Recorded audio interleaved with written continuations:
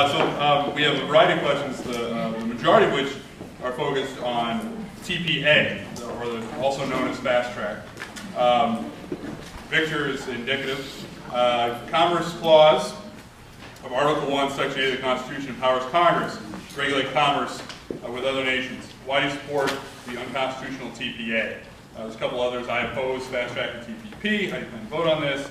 My concern with the passage of Trade Promotion Authority and the subsequent effects on job loss and creation. And then we have some subsequent questions on the Trans-Pacific Partnership and stuff. So just so everyone knows what we're talking about, Trade Promotion Authority, the TPA legislation that's referenced in the questions. And I don't know how many people asked that question. And Steve's been in the office, and many representatives associated with Steve have given us their input at various town halls on this issue.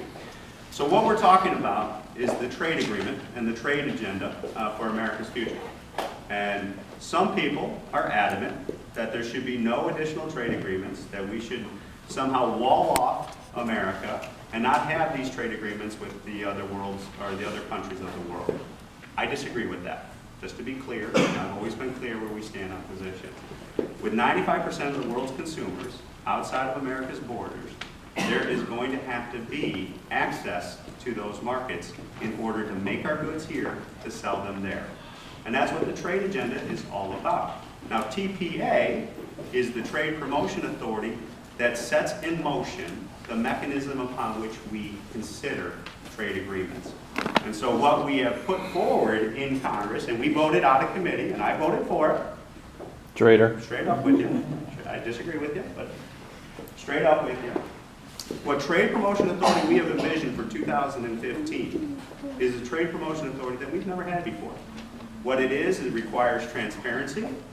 It requires that we can participate in the process as members of Congress. We are actually credentialed as members of Congress under the TPA, if it's approved, where we can actually go to the negotiating grounds. We can go and see the principles that are being negotiated and the different offers that are going back and forth. And what we also require is before we can take a vote on any trade agreement under the Trade Promotion Agreement Authority, that agreement has to be public for 60 days minimum. That's never been done before. That's never been done before. What we also do under the Trade Promotion Authority is we take 150 points and we say this is a minimum standard for a future trade agreement that comes to Congress for an up or down vote under the Trade Promotion Authority.